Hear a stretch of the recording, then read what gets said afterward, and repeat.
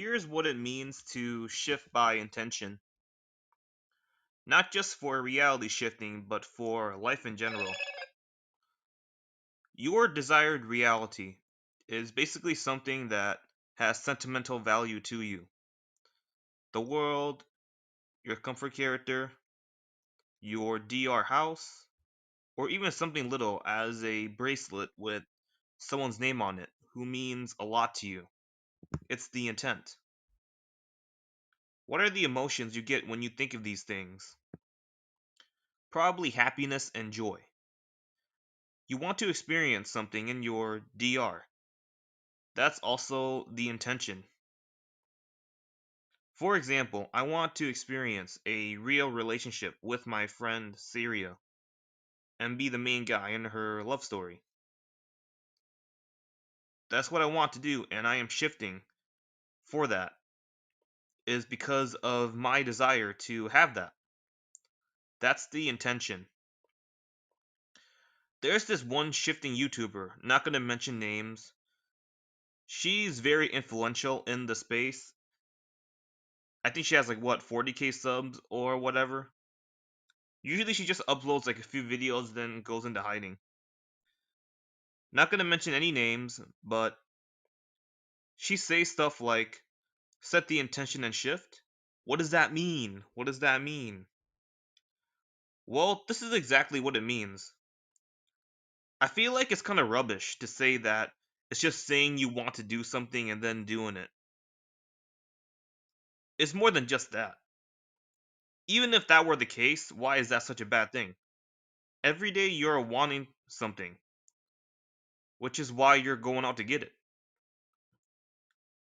But I'm giving factual statements everyone can relate to and understand. There's stuff I own in my house that don't cost much. My WWE 2K games on my PS3. All of these things may not cost much or be luxurious, but it's the principle of them. If someone, yeah, and oh yeah, my old school ID as well is something that has sentimental value to me because that literally represents my DR.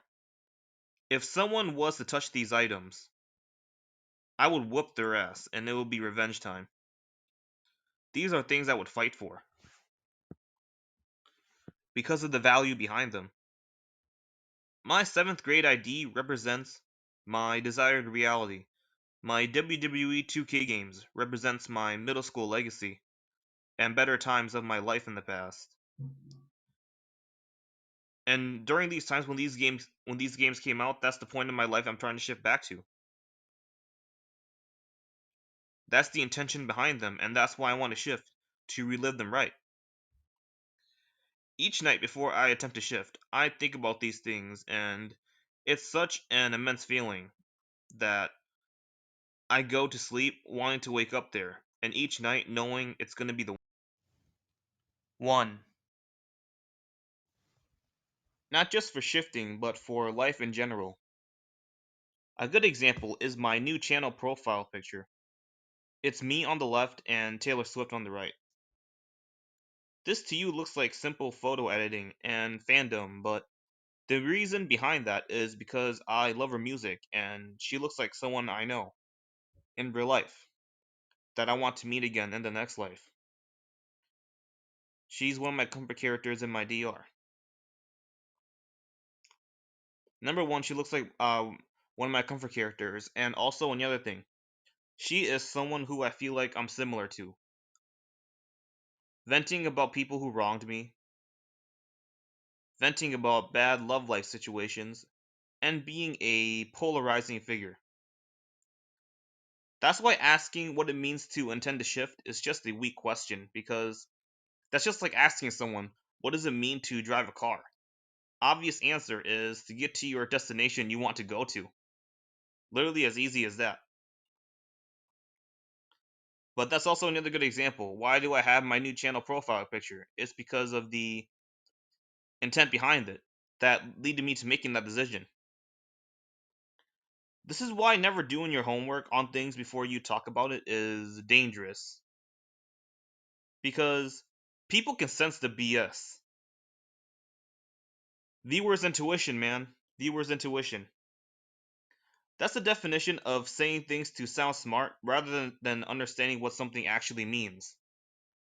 Like, look here, I just did my homework and I just literally explained to you what it meant because I spent time actually understanding what setting the intention means rather than just asking the question, oh, how do you set the intention to shift? What does that mean? Just to sound smart. My channel is all based on objectivity, man, and every time when I make a video, I always study what I'm about to talk about beforehand. That's the type of people we need more in this space, man. But, unfortunately, there ain't as many of them, and a lot of the big YouTubers, of course, like can't live up to the expectations of that. I'm probably one of the only full-time YouTubers in this space. But you know what? That's perfectly fine with me. Because while I'm growing on my journey, of course, I'm also helping you guys as well, which is something I will never trade for the world. Like, I know, guys, like, I may come off as self-entitled, egotistical at times, but at the end of the day, it doesn't help that what I want is actually a good thing. I'm just a bad guy that just calls out other bad people. That's it, I'm out.